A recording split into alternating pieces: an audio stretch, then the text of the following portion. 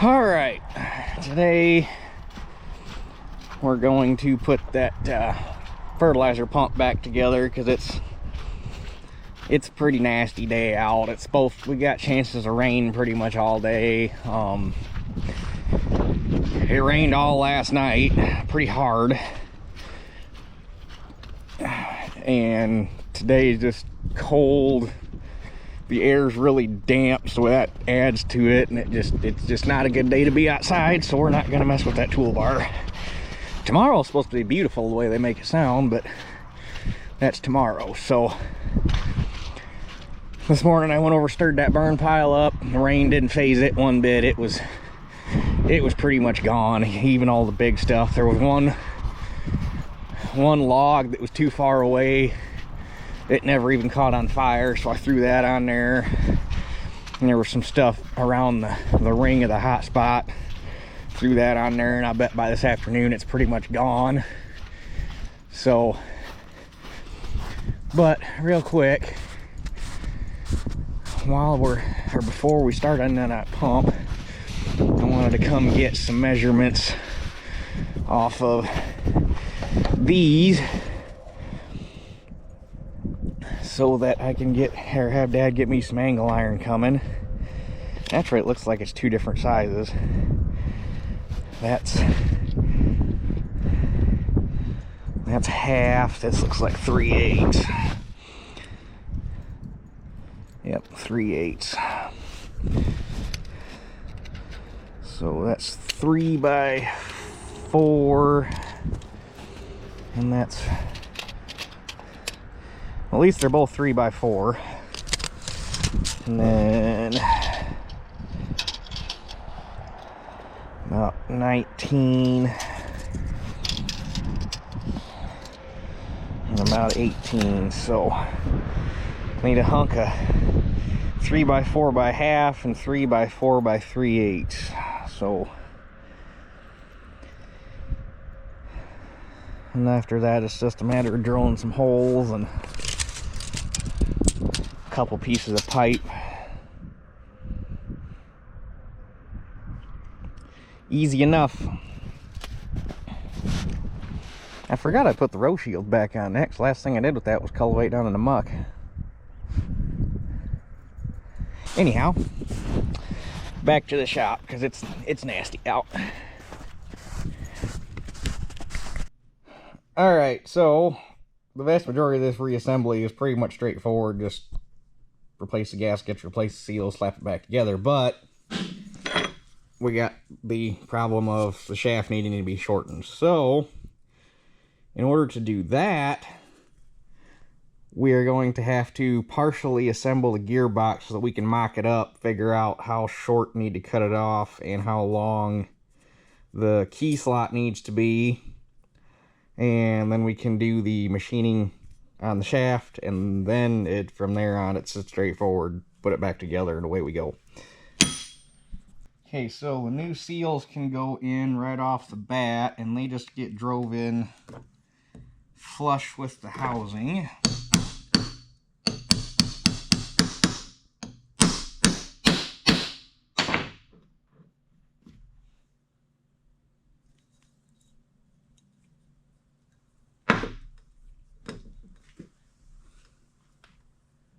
I don't like these rubber coated ones. They always want to try to spring back a little bit.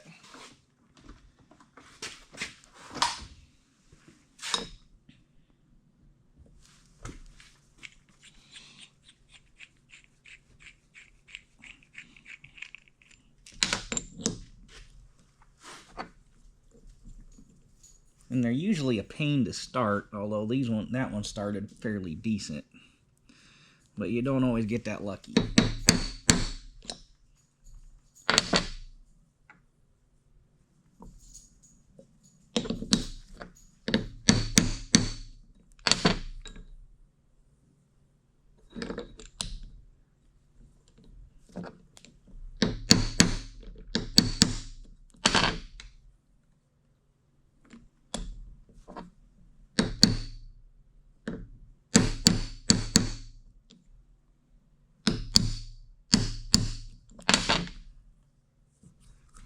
go.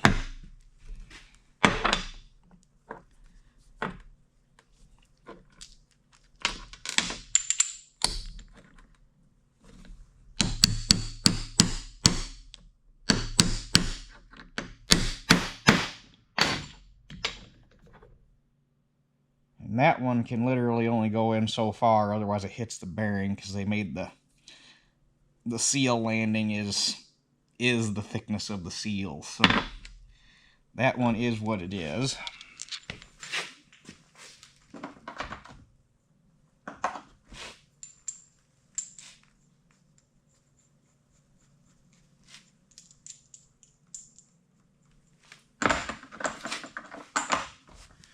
And that bearing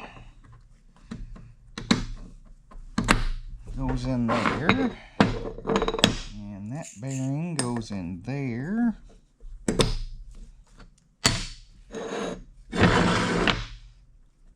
And this side should just be able to get assembled because everything goes in from this side. So we want that gasket there.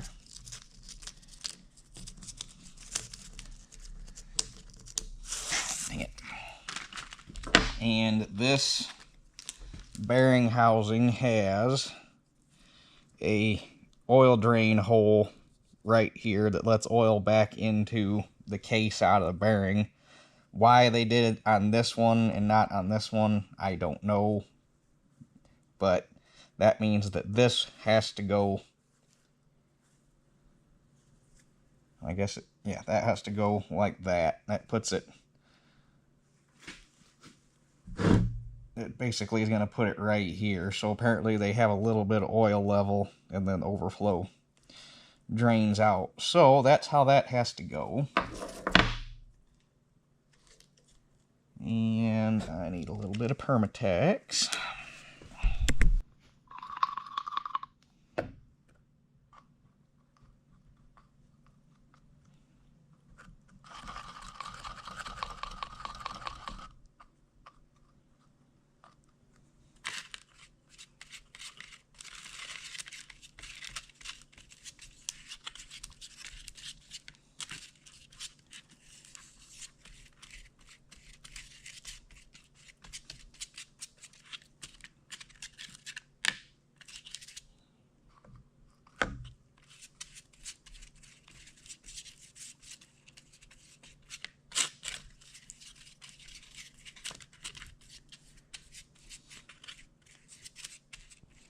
And you really want to make sure that your gasket surfaces and everything are clean. And you're going to get a good seal, not just to keep the oil in, but because of the nature of this beast, you really want to keep the water and fertilizer out. Okay, so it's got to go in like this. And I am going to, I guess those bolts are in good shape, but they didn't have lock washers, so let me go grab some lock washers. Okay, so to mock this up, we need to slide this eccentric into here.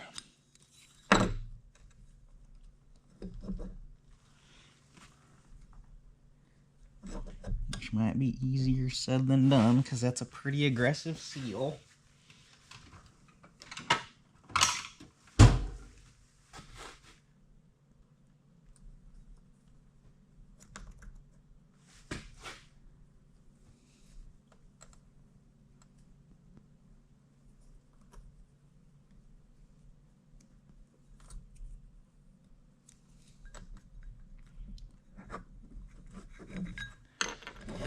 There's that. And then this can just get stuck in here with a couple bolts for the time being.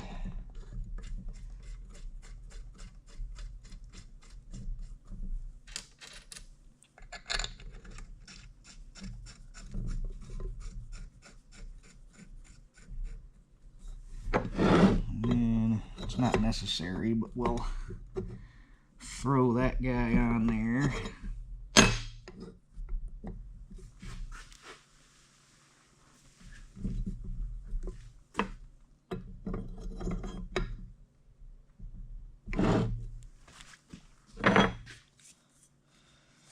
And then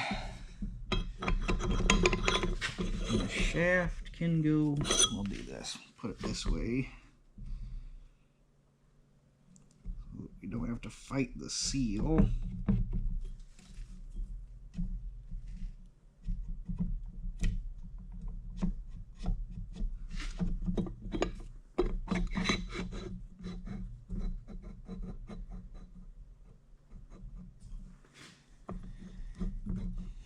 And then,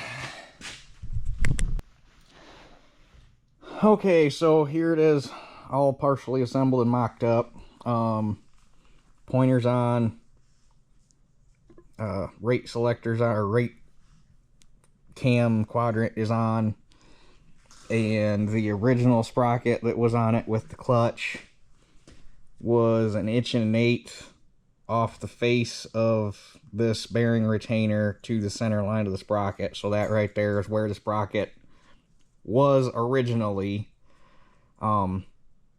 We will cut the shaft a tad long so we got room to move it back and forth, and you can flip it around and do whatever you need to do to get it lined up, but that's where it was. So basically we can stand to lose this much shaft. Probably, I don't know, probably somewhere in here, and we'll leave that nubbin hanging out there for adjustment purposes. But we definitely don't need all this since the clutch is gone, and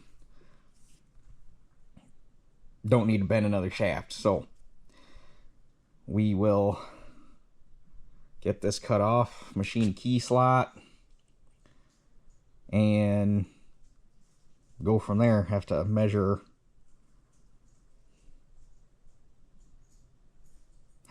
how far back we can cut the key slot without getting into the seal too. But other than that, this is how it's gonna look ish.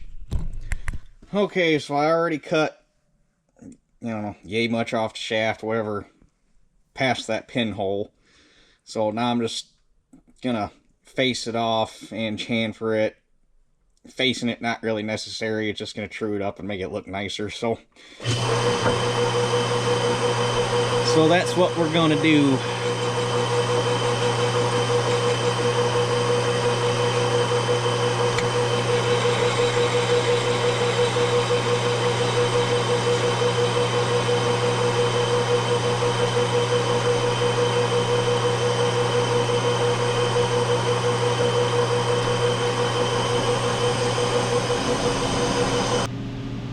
Okay, set up to mill in the key slot. Here's my mark we got to stop short of. I clocked it to the woodruff key. Since this is the sprocket, the location of this key slot doesn't really matter. The only two that matter to each other are the woodruff key slot and the key slot here for the pointer that sets your stroke, because if those aren't clocked right to each other, you're not going to read the stroke right on your stroke gauge. But this one doesn't matter because it's just on the sprocket, but for sake of having some sort of,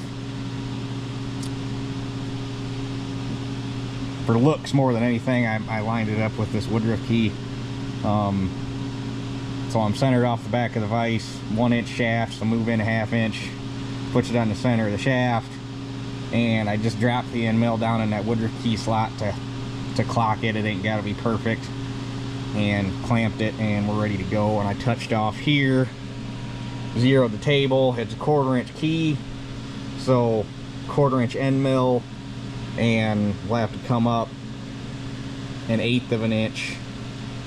Or we'll have to make it 1/8 of an inch deep, 1/2 of a 1/4, because you're obviously a key split between your shaft and your sprocket. So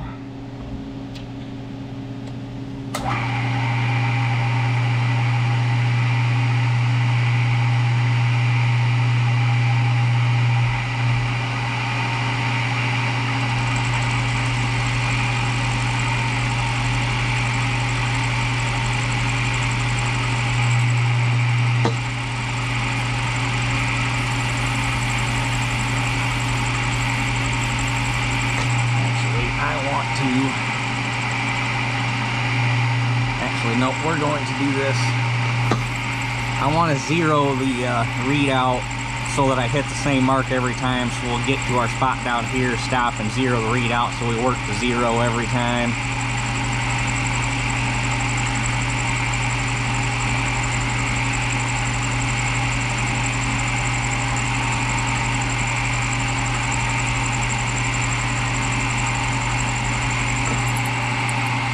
Should be good.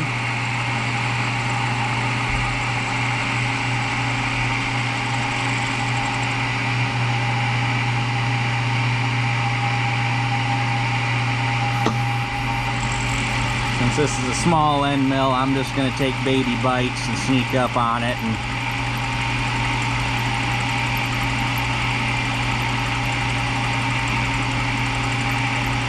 because it's easier to take it off than it is to put it back on.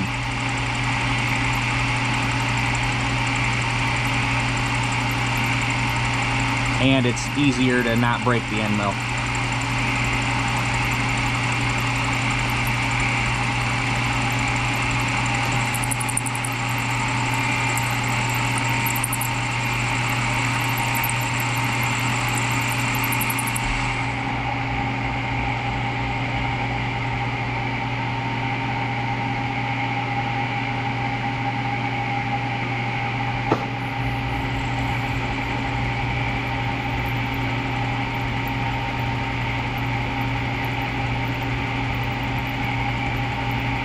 And a few minutes of milling later, key fits in the slot good, and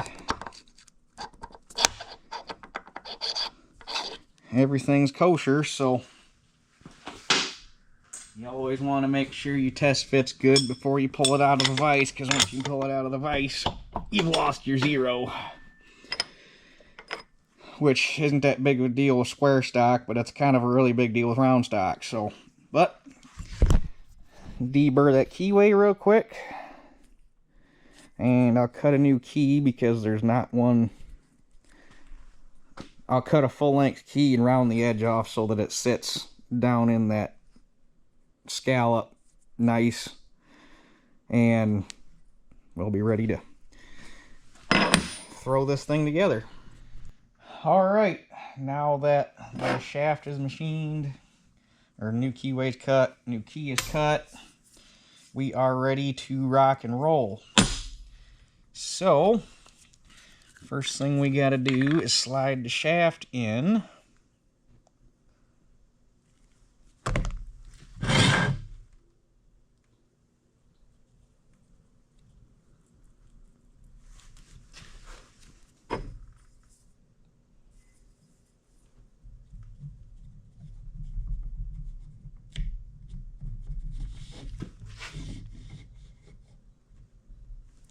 Like that. And then this thrust plate goes in.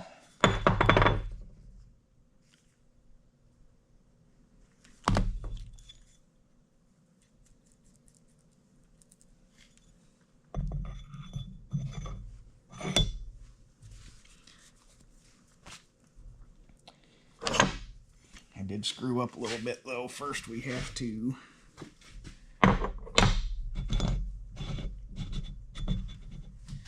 put the crank and push rod in, and then we can slide the shaft all the way through. It's a little bit of a puzzle getting this back together. And then you've got two eccentric cams that run in each other, and this is what sets your stroke. And it's a little, it's interesting how they work together. So So the first one goes in.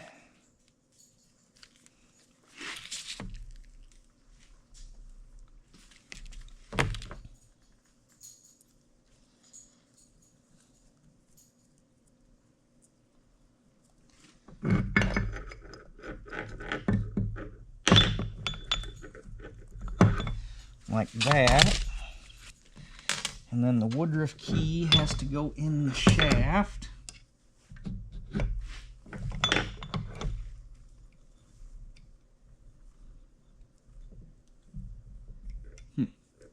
I guess I should have checked fit on that real quick before I got too carried away. Hold on a minute. Okay, now the woodruff key's in. There was a little burr on the key slot from where they milled it.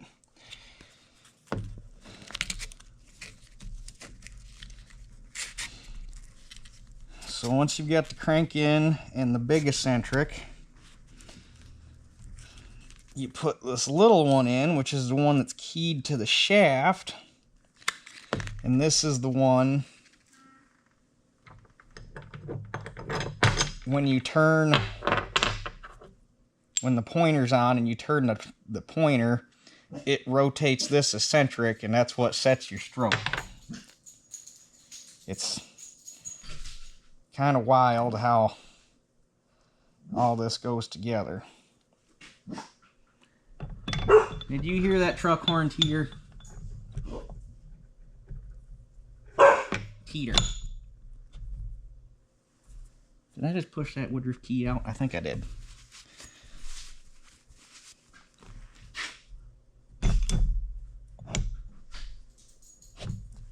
Yes, I did.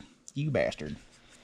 Okay, now the other half of the stroke setting is the big eccentric, which is actuated off of this guy, which is what's turned when you rotate the pointer and your stroke setting wheel against each other, and it's so let's just say you got your stroke setting down there. It's hard to show with everything because things try to turn. And now if you rotate it forward, let's say, you have now increased your stroke. So it's an interesting deal. But this little pin with a square head goes in there and works in this slot on this other thrust plate, and that in turn is what helps determine stroke.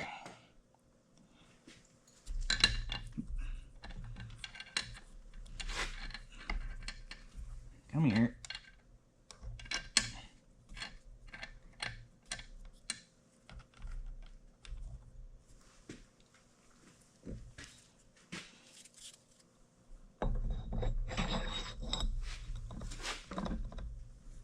And everything just kind of gets sandwiched in there like that. Except I did forget. We have to put the O-ring in this groove, and that's what keeps oil from running out this shaft. Can't forget that, or this thing would be very weepy. Come on.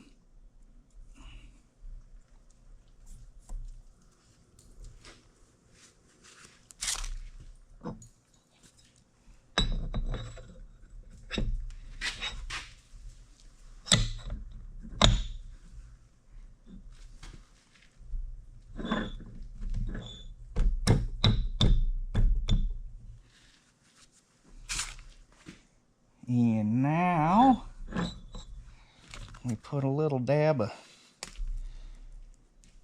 stuff on here for the oil seal. And we can put the big cover on. There's no way for this one to get clocked. There's no oil drain anywhere in it, so this one doesn't really matter.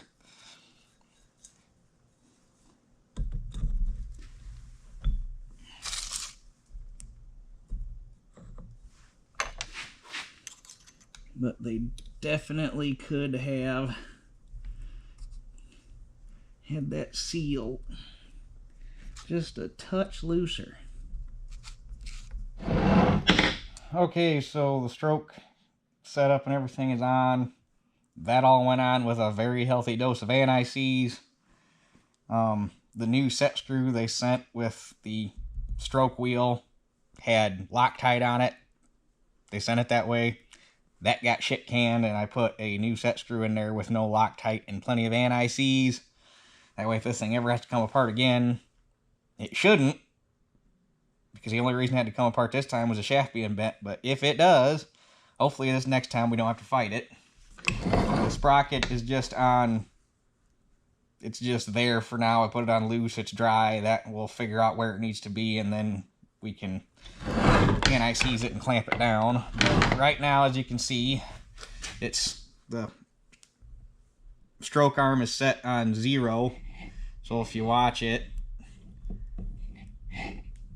no stroke. And then I'll have to get a stroke adjustment wrench for this too. There's a wrench that hooks in here that engages these cogs and lets you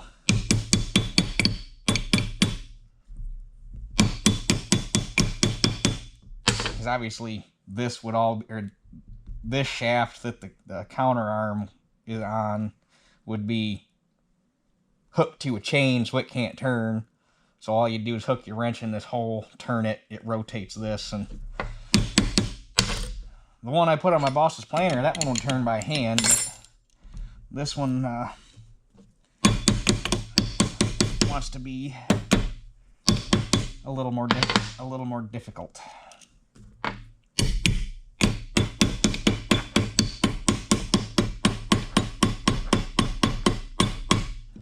Okay, we'll just put it there for demonstration purposes. So now it's set on about 4. So now you got a little bit of stroke. And according to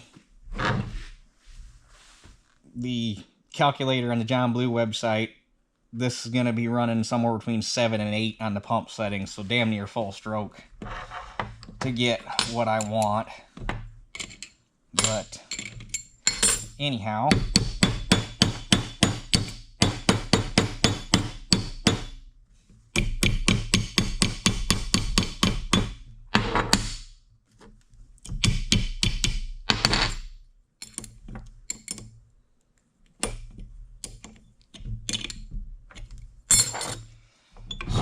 gearbox is complete.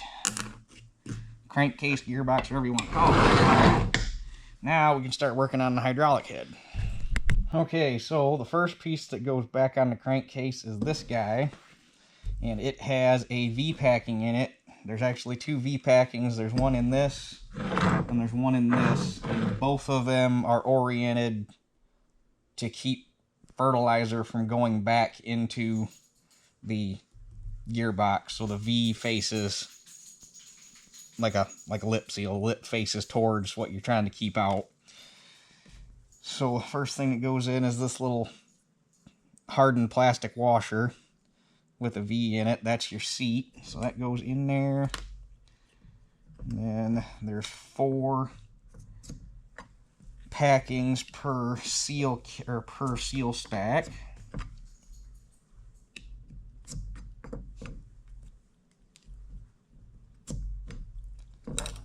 And then there's this washer that goes on top that's got a V going the other way. And then a steel washer. And then a compression spring. And then this retaining washer.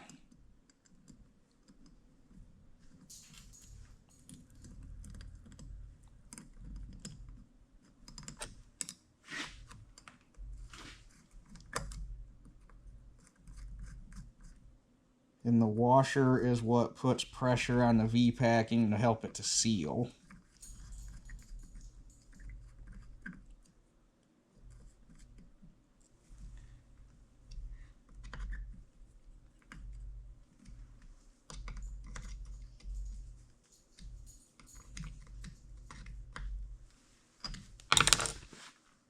So then this can go back on. It gets a gasket. It has to be oriented right because there's scallops in it for the crank throw, so those have to go up and down.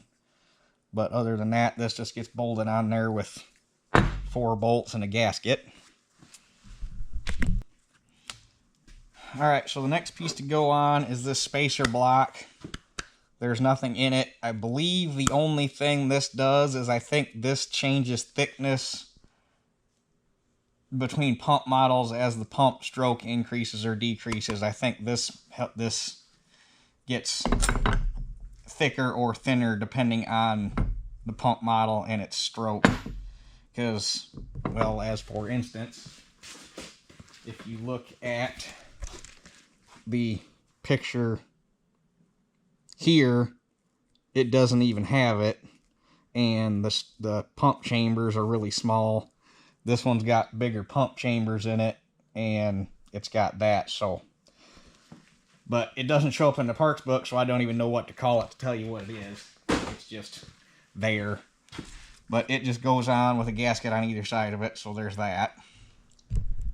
And then there's the second stuffing box with another V-packing. I changed this grease. There's a grease zerk here that fills, when this is all assembled, it'll fill this chamber here between the spacer, that stuffing box, and this stuffing box. Fills it with grease. So I replaced that zerk because the other one was smashed. This one goes together a little different. There is one of these stainless steel washers in there already. And then same thing, this one goes with the V's pointing towards the fertilizer, so plastic washer goes in, and then your 4 packing washers.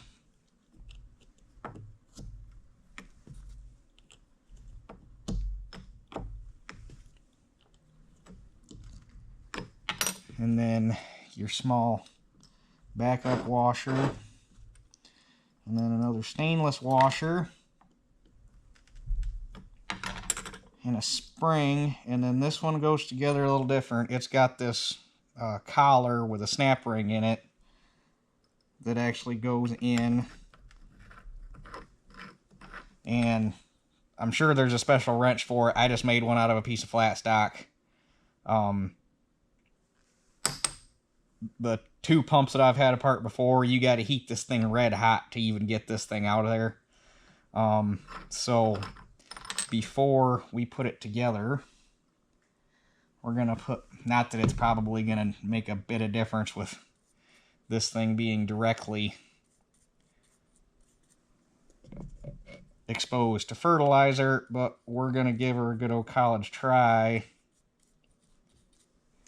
and anti-seize it.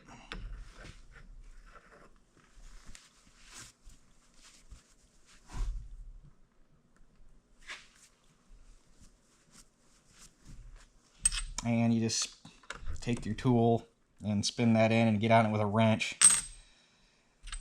So there's that. And this, and these are all held together with one long bolt, so it's easier to put this stuff together as you're ready. So you just go through, rebuild it, put your stack up, and then slide it all together at the end.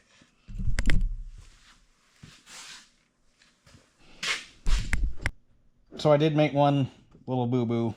I told you wrong. When I put this together, I had a stainless steel washer, the V-packing pack, a washer, and then the spring. That's wrong. You put your entire V-packing in, then there's a stainless steel washer on top of the packing, the spring, and then a stainless steel washer on top of the spring underneath the lock collar here. So V-packing, washer, spring, washer, lock collar. And then there's also a gasket that goes right there. And then that takes care of that guy. Okay, we're going to work ahead a little bit because before we can do the pump chambers, the piston has to be on. So we're going to get assembled as far as we need to take care of that. Shit. Grabbed the wrong part of that bottle.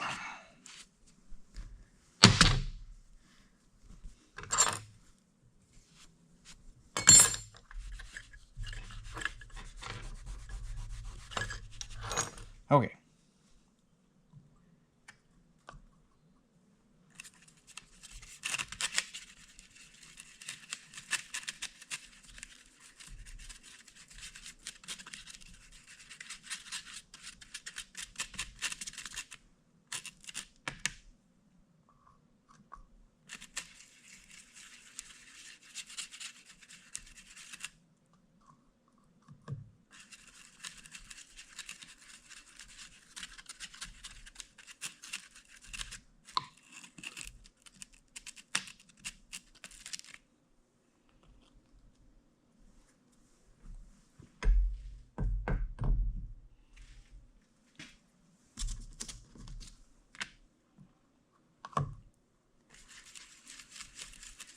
And when you get the rebuild kit for these, there's going to be 4 of these square gaskets. 2 of them are identical, and one of them looks the same, but the center hole is bigger. I know the center hole is the one that goes here. The bigger hole allows for the crank throw without tearing the gasket up.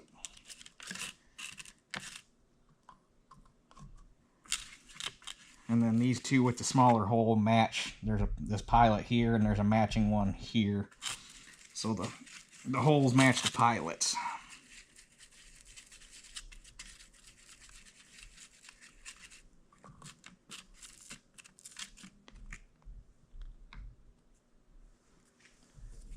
And I'm not going to bother putting any sealer on this gasket. Put a little bit of grease on there for that V-packing to grab a hold of.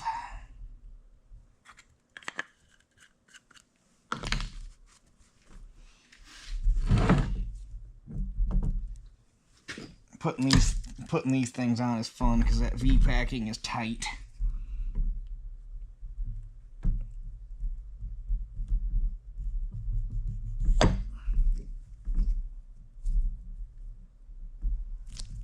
Okay, there's that.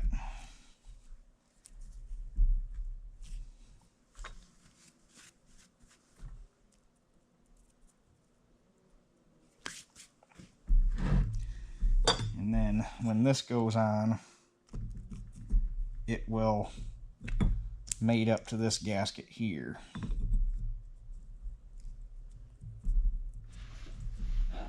Okay, so piston screws back on the rod. Actually,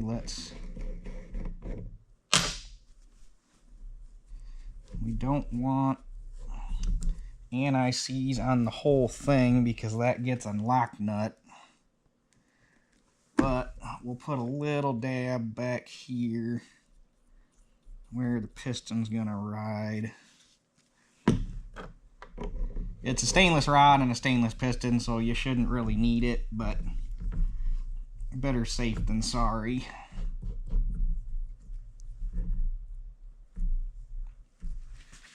And we'll take this little guy here and we'll give her a little tweak. It ain't gotta be super tight.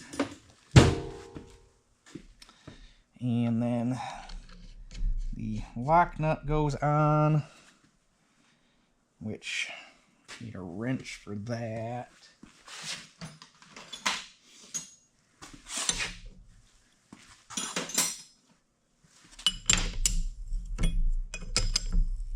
And I changed my mind. I did end up putting Permatex on that round gasket. I was looking at the mating surfaces and they're a little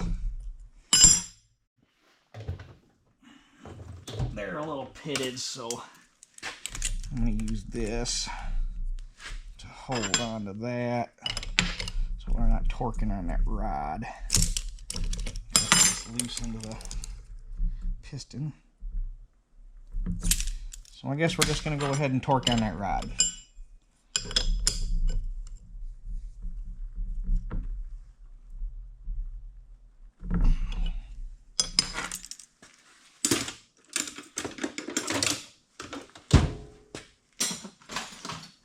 Now, this is where this gets a little goofy, because a sign that this is an older pump that I found out is this 2-piece piston assembly.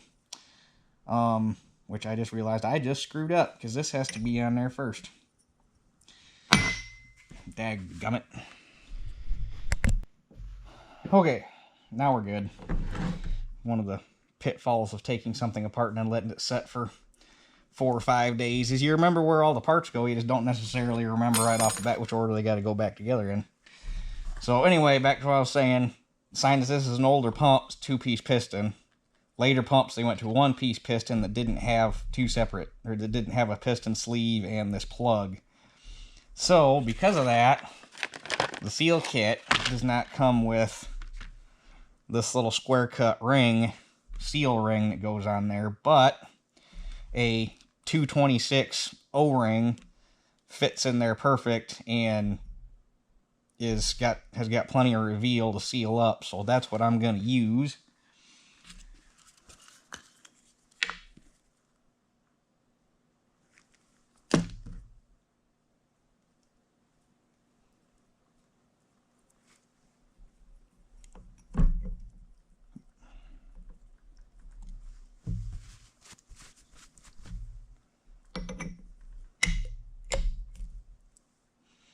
And then the snap ring just goes back in to hold it all together.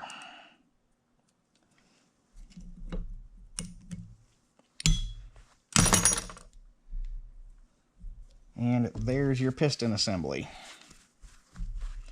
So now we can start in these guys, which there is a piston seal and then a gasket. And actually we can do this like this to make life easier and hold everything together better.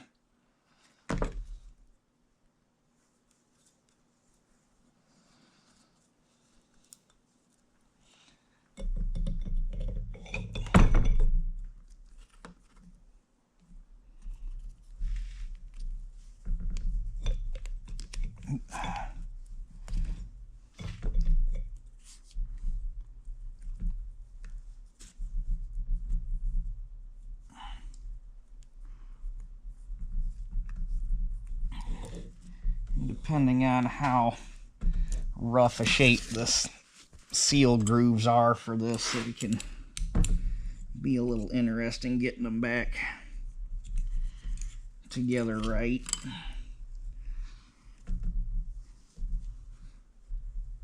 But you'll have that when you're working on fertilizer pumps. And there is no up or down on these, they're bi-directional. The port size is the same, so you don't have to worry about which way they're oriented. And then there's this cardboard gasket, and then there's a plastic ring that this has to get reused. It doesn't come in the kit, so make sure you don't throw that guy away. And then another cardboard gasket, and then another seal.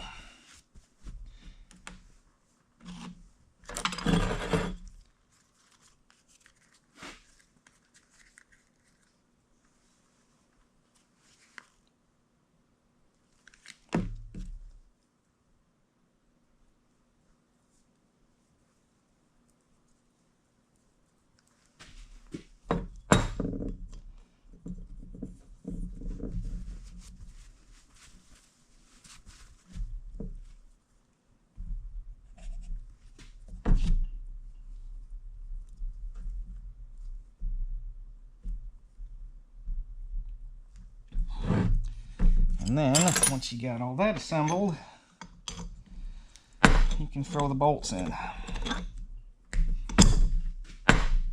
And these are going to get some anti-seize on them.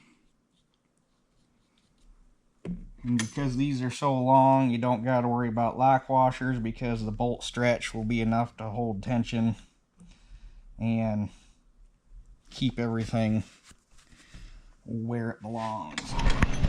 And then once it's all together, you want to make sure it rolls over by hand to make sure nothing is bound up, which it's hard doing this one-handed,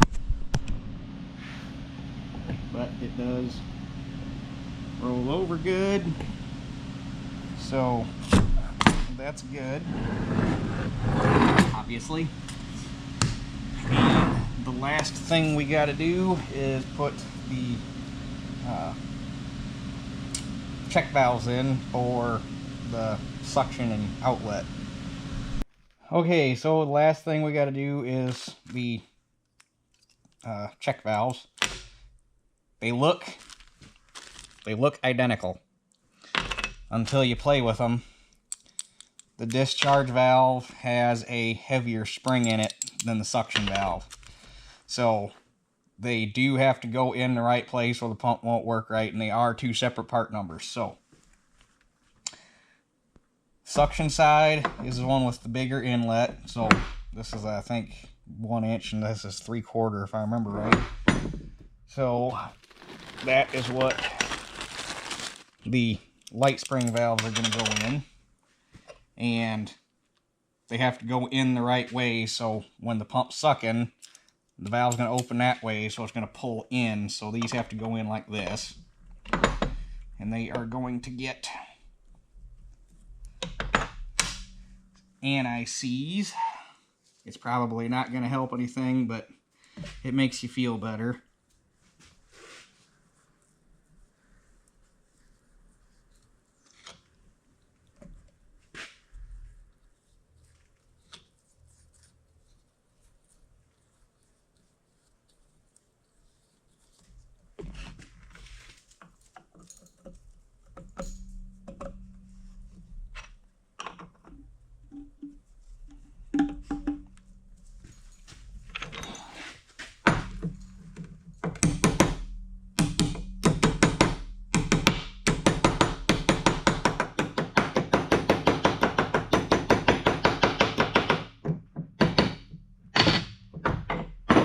And then there will be an O-ring on each of them.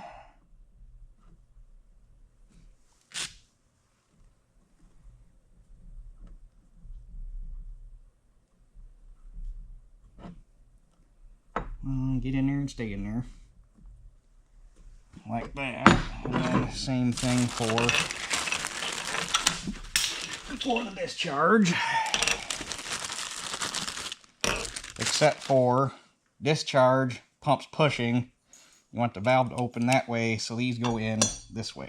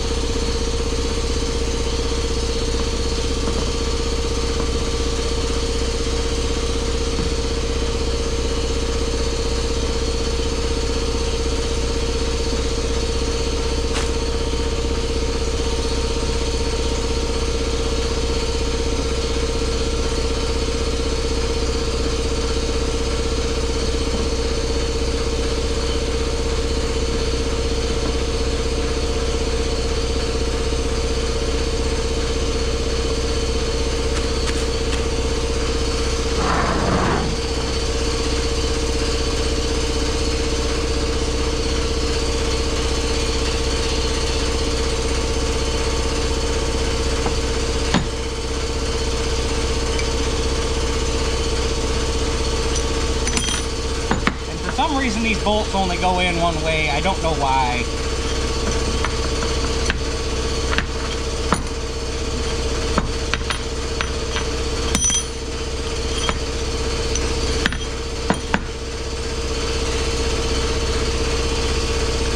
They won't go up through here. They'll only go down through there, and it makes no sense, but and you can't drill the holes out to make them go either way because these things they're hard, so that I wasn't going to ruin a drill bit.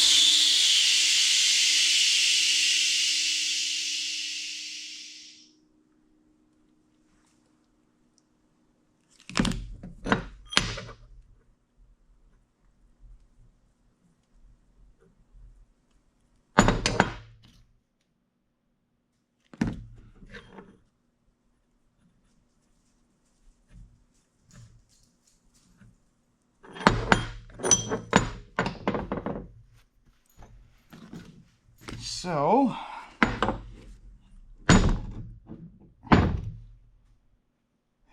the orientation of this is probably going to change depending on where I mount the pump. So, but I would still want it off the back.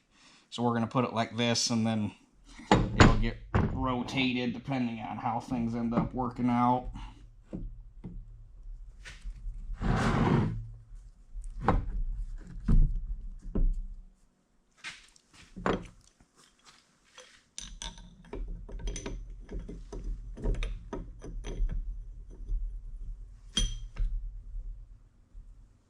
And there is nothing that locate these. You just line them up and clamp them down, and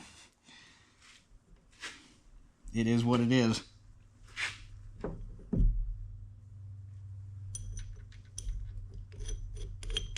Except I want some anti-seize on those too.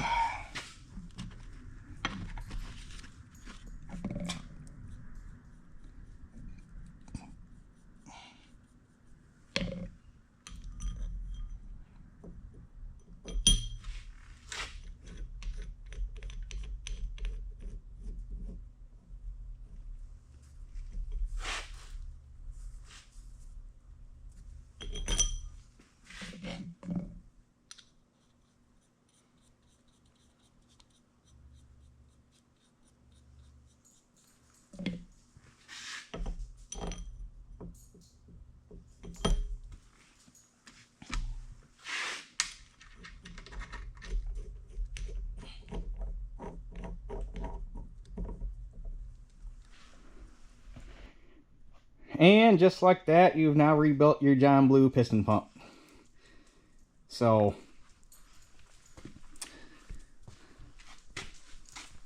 that takes care of that part of the project. Just have to figure out where and how we're going to mount it on the toolbar.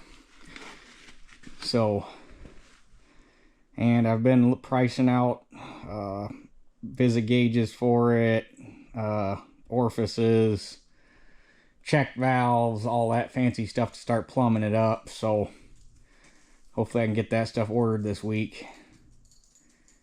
And I'm waiting for Shoot to have their farm show sale so that I can order blades and stuff for it, because I gotta order